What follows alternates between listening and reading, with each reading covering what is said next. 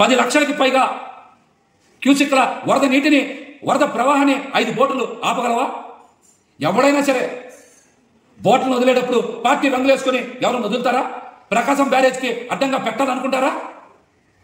ఇలాంటివి 40 ఏళ్ల క్రితం రాజనాల సినిమాలో విలనిజం చేస్తే, ఇలాంటి ఎప్పుడో 40 ఏళ్ల కిందట రాజనాల సినిమాల్లో విలనిజం చేస్తే విజయవాడ నగర ప్రజలు అర్థం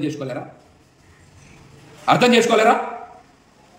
అసలు మీరు మత్స్యకారులకు కానీ బోటు నిర్వాహకులకు కానీ ప్రభుత్వం ముందస్తు సమాచారం ఇచ్చుంటే వాళ్ళు కూడా అప్రమత్తం అయ్యేవాళ్ళు. అసలు బోట్లు కొట్టుకొచ్చే పరిస్థితి ఉండేదా? అసలు ముందస్తు సమాచారం ఇవ్వడంలో ప్రభుత్వం కానీ, అదేవిధంగా జలవనరుల శాఖ మంత్రి నిమ్మల రామానాయుడు గారి వైఫల్యం కానీ స్పష్టంగా కనబడట్లేదా? నువ్వు ముందస్తు సమాచారం ఇచ్చుంటే, మత్స్యకారులు కానీ బోటు యజమానులకు కానీ సరైన సమాచారం ఇచ్చుంటే ఈరోజు ఇటువంటి పరిస్థితి వచ్చేదా? బోట్లు కొట్టుకొచ్చాయా?